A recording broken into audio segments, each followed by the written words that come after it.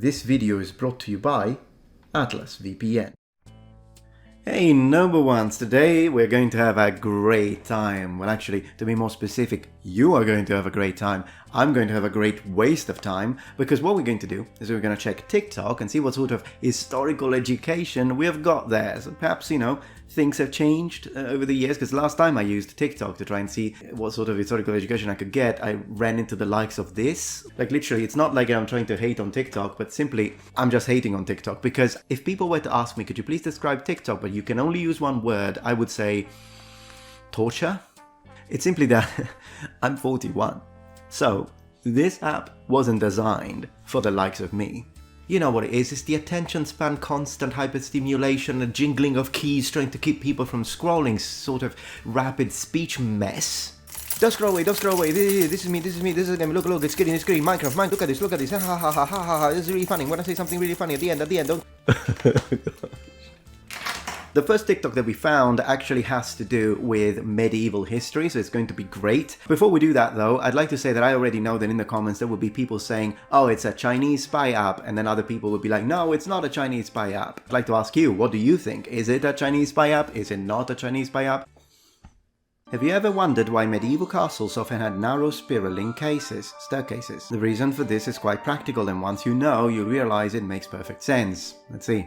In medieval times, castles were built mainly to provide a fortress from the enemy. Most staircases were built to make it harder for the enemy to fight you on their way up. As most of the population were right-handed, the central pillar would also be on the right, making it difficult to swing a sword. Alright, so already this big misconception that is being pushed by a history TikToker. This is the sort of historical education that you get from an either ill-informed tour guide at a castle, or from a dad talking to his kids at the same said castle. It is a myth.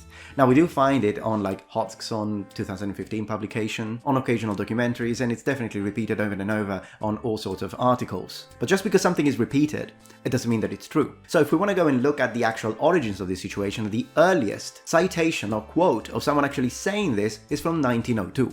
Not exactly the medieval period, is it? The swordsman theory is very strong and it sticks because people do this. They keep repeating it over and over again. And even though not that many people will hear it during a tour guide, when it comes to TikTok and the sort of range that these historical education, very short videos, the kind of impact that they can have, I feel that this needs to be sort of kind of counterbalanced a bit. Hence my video today. And there are a couple of other historical facts that I need to say about this. For example, did you know that over 30% of all remaining staircases in all remaining castles are anti-clockwise? Which already shows that people who built castles didn't care that much. Also, and I know this is shocking, but the one main purpose of a staircase is to connect the lower floor to the upper floor. Also because, if this was a thing, then they would know and they would just try and shoot you with a crossbow as they're going up the stairs. But then again, if the enemy has breached all of your defenses and they're already storming inside the castle, do you really think that a single person on top of those stairs is going to be able to win the castle back thanks to the stairs and the ingenuity? And no, he's not. You're already screwed. And that was just the beginning. Let's move to the next TikTok. Oh, absolutely not. I'm skipping that one. Already made too many videos about it. Love you, noble ones, but no. Really? What's your biggest conspiracy that you believe in? Australia don't exist. You ever been there? How can I go there? They don't exist. I think Australia is bullshit. Surely all the planes go missing, but when they get on a plane to go Sydney, where do they go? Well, I was watching a documentary that was saying it goes to Chile. Like Australia, everyone in Australia is in Chile. I watched that documentary, but then I was like, okay. Okay, now this Australia doesn't exist one. You wouldn't believe how many TikToks are there that say Australia doesn't exist. Look at this Chilean YouTuber right here. Hey, how's Chile? You know what, I'm gonna call him. Are you sure this is a good idea, Shaq? Tyrant, it's going to be fine, okay? No, look, how's your aim today? Look, even if you get hit, you're probably not going to die, okay? All right. Hang on, I got a call. This is hard to do. Just a minute. Hello? Hey, Shad. Hey, Metatron, how are you, man? Listen, I've got a question, mate. Okay. Yeah, you can ask a question. Go ahead. Is it true that Australia doesn't exist? Oh. All right, well, look, all right. I'm just going to level with you. You can't really tell anyone, okay? Uh-huh. That one's actually true. Australia doesn't exist. Myself and basically everyone you think from Australia, we're just all paid actors from the British government to hide the fact that the prisoners they sent over to the supposed penal colonies were just getting executed instead. It's a big cover-up. Really? I know. Look, don't tell anyone. It's between you and me. No okay? worries, mate. I won't tell a soul. All right, thanks, man. I'll catch ya. Yeah.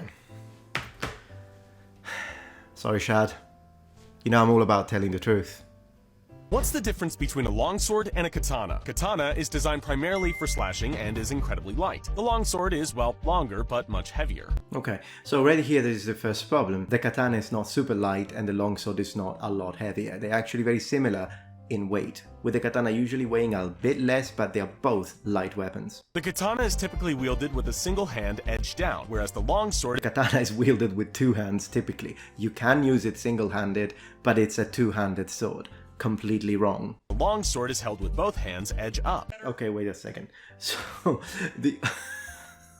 So he said that the katana is used edge down. Not always the case, depends on the guard. And there is also another stance where you use the edge up, and it's this one here. But the crazy one is longsword is edge up.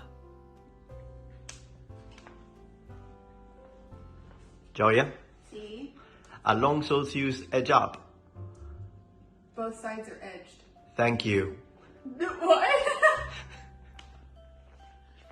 Ancient Rome became known as the capital of prostitution. Their brothels were so popular, it became illegal for them to open during the day. Because if they did, no one would go to work. Okay, so ancient Rome and prostitution is a massive topic. I'll cover that after a brief word from our dear sponsor. Now, if you're like me and you like to surf the internet looking for interesting historical information, it's a great idea to do it in safety, which is why you should totally use today's sponsor, Atlas VPN. A VPN is a virtual private network that makes all of your internet traffic travel through an encrypted tunnel, and this way it protects you from spying, public Wi-Fi dangers, it hides your IP address, and online activities. Atlas VPN is a great choice because it was developed by cyber security specialists, and among other things, it gives you access to the Data Breach Monitor, which is a security feature designed to track any data breaches related to your online account, automatically scanning any leaked information. But another add-on through Atlas VPN is the fact that you can use Netflix from any countries regardless of where you are. So let's say that you wanted to watch a show that is only available in the UK but you live in America. No problem, just change your country through the VPN and boom, access granted. I always have Atlas VPN active on my machines, and that is because one account lets you use multiple devices. I personally really like Atlas VPN not only because it's a great choice, but also because it's really affordable, and that links to today's special offer. So, grab the summer deal. $1.83 a month for 3 years plus 3 months for free and 30 days money back guarantee. So if you've been considering getting a VPN but you weren't sure about the prices, then now is the time. And don't forget to click the link in the description. That's $1.83 a month for 3 years plus 3 months for free. Keep in mind that this is a time-limited offer, so be quick and click the link in the description. And big thanks to Atlas VPN for sponsoring my video.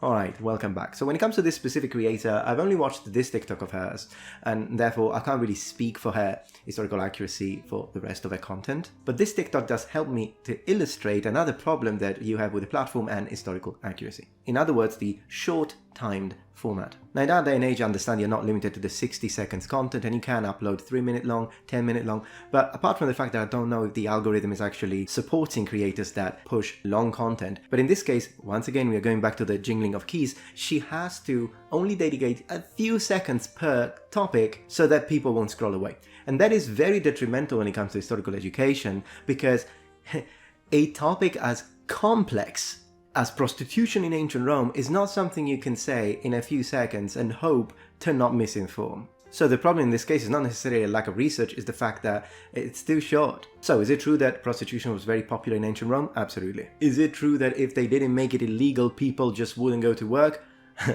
No. Obviously, that's an exaggeration or an overstatement for shock factor. But the reality is that you can't speak about prostitution in ancient Rome in any meaningful way without diving into both the legal system, so the law system and all the different regulations and laws that have to do with prostitution, and the socio-economic stratum. So perhaps I will make a video dedicated to this, but just to give you an idea, Caligula in the imperial period started to tax prostitutes. What this means is that the government had sort of an incentive when it comes to how much prostitution was available to all strata of society. So the idea is that the government, particularly in the imperial time, had everything to gain from the popularity of the lupanaria or brothels because they were taking a cut. And when it comes to morality in ancient Romans, oftentimes we have this image that they didn't care, they had no morality because this is pre-Christianity, but in reality that's not the case. In fact, there are specific laws that make it impossible for someone who is known to have used brothels to work in government jobs. And this kind of connects to the whole situation having to do with infamia, a very important legal concept in ancient Rome.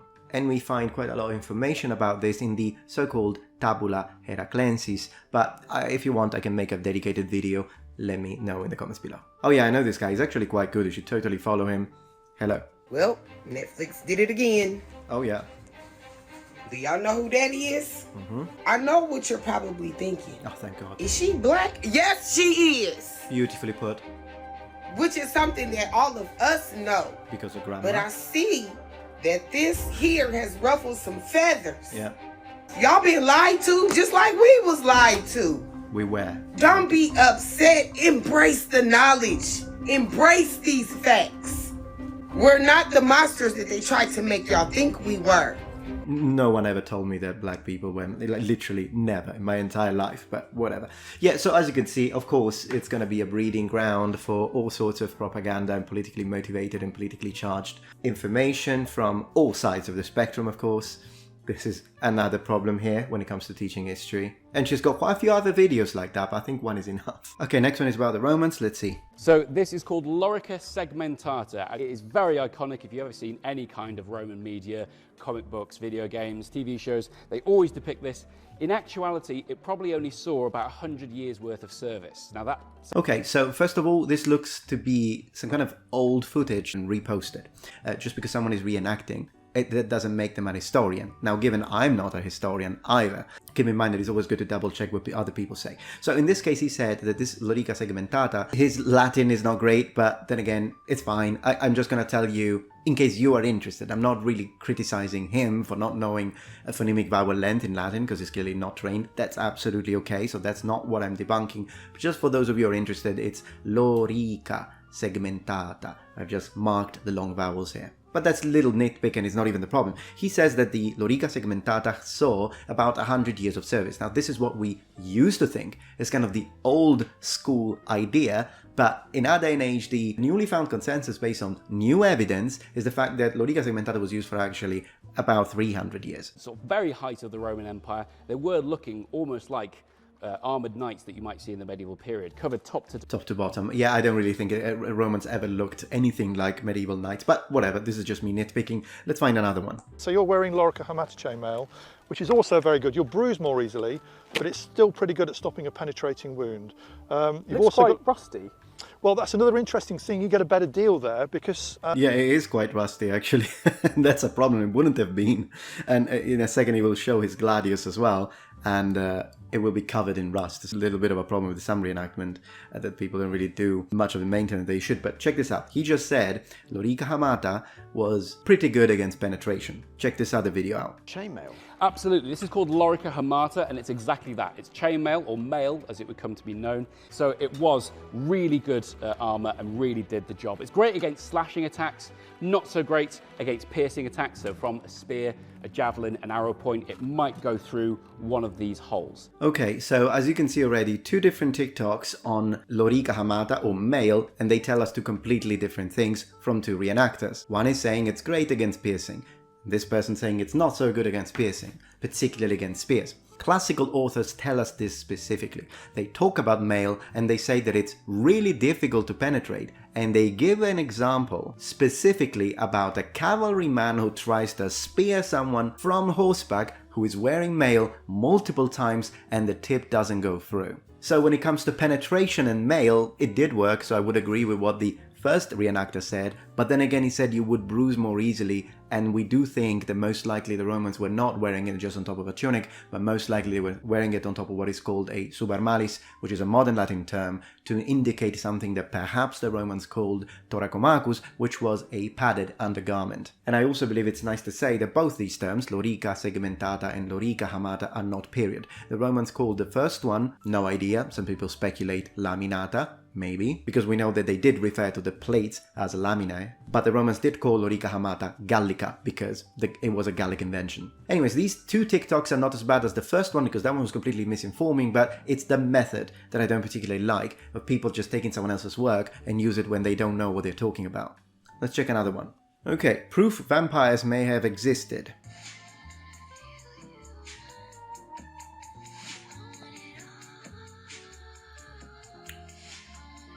Okay. Alright. Okay, so already there are a couple of things we need to say. Thing number one, the caging of some graves has nothing to do, in the 17th and 18th century, has nothing really to do with people thinking that the dead would raise, but this actually has to do with some documented cases of some medicine students that were unearthing bodies to practice. So people didn't want that and they started enclosing their loved ones into cages. And also when it comes to bodies that were desecrated with rods because people believed that they might have been vampires, you know what that proves? That people believed in vampires. It doesn't prove that vampires existed. It seems like it's something I need to specify to TikTok audiences. But of course another problem with TikTok is that one person does it, gets a lot of views, and then you have a million copycats. I wear big armor, okay? Cutting meaningless, okay? So fighting style pierce. Oh, pierce. So of course my opponent pierced to me. Okay, so my opponent pierced to me. I use this big card like this. Yeah, I think in this case, of course, it's probably a language barrier. I mean, the Japanese sensei is trying to teach a foreign student, I suppose, and so he's using English. His English is not very good. But once again, at least if this person didn't just upload this, but actually gave some commentary, I think the video could have been used. But this way, when you just re-upload something like this, without any commentary, without any explanation on someone at least understands something, it can do just more damage than good. So what the sensei is saying here, samurai were wearing big armor, so cutting is meaningless. It's not that what he's saying is wrong. Of course, you wouldn't try to cut through armor, but piercing is not always the solution. In fact, there are a lot of styles of kenjutsu that teach you to cut where there is no armor. So there are some weak spots in armor, mostly behind the thigh, the throat, sometimes the lower abdomen, under the armpit. So of course these parts can also be armored with supplementary or auxiliary armor. It's kind of a complex topic, but the idea is if you just say cutting is meaningless when someone is wearing armor, it can be misinterpreted. Again, probably not the sensei's fault, it's a language barrier, but this is also one of the problems, the lack of commentary of a lot of historical or martial art related TikToks. Not all of them are like this, as I was saying, some people are great, but some TikToks do have this problem, and then of course, if one of these gets viral, you'll see copycats. Alright, to that, add a couple of time travelers who tell you I'm a time traveler from the future and this will happen in 2022, this will happen in 2023. You've got a few like this, you've got this guy who pretends to have ninja magic and is clearly a con man. So after showing you all the reasons why I think TikTok and history are a horrible match, then why do I have a page in there? And the reason is this. I've been told, and again I don't know if it's true, but I've read that there is an actual huge difference between TikTok, or the equivalent of TikTok in China, which is called something else that I cannot remember to save my life, and the sort of content that is shown to kids in China, and then TikTok in the West, and the sort of content is shown to the kids are actually completely different, in the sense that, as far as I understand, and please correct me if I'm wrong, but kids who are 14 or younger, first they have some sort of time limitation, but most importantly the type of content that are exposed to is scientific, astronomy, science, actual history, biology, genetics, a lot of stuff that will make the generation smarter. Whereas if you look at the kind of content that is pushed here in America, particularly to kids, is dances, lip syncing, and this kind of stuff. Now, I don't know if this is true. Again, if you have studied this, please let me know, because again, I don't want to misinform about something I haven't researched very well. But the reason why I decided to make the page is because I didn't think I really needed to research this much. In the half chance that it is true that TikTok in America is showing mostly content that doesn't help increasing the overall eloquence of the kids, well, how about I try to counterbalance that? So I decided to start posting videos on TikTok and see if, if my content can be viewed by many kids, maybe can help counterbalance that. And I have to say that I'm proud to say that I've reached 82,000 followers and 1.3 million likes, with my 3 most viewed videos having 7.3 million, 3.6 million and 3.9 million views respectively. So at least there are 1.3 million people, hopefully many of them relatively young, who have watched my content, and perhaps I helped educating a little bit the youth here in the States. But anyways, I hope that you enjoyed this video. I hope you had fun. I certainly didn't. If you did like it, please remember thumbs up, and if you're not yet a member of this community, become a noble one. Subscribe to my channel for more content from the Metatron. Don't forget to click the link in the description below to take advantage of the amazing offer by Atlas VPN. Thank you very much for watching, and remember, the Metatron has spread his wings. Goodbye.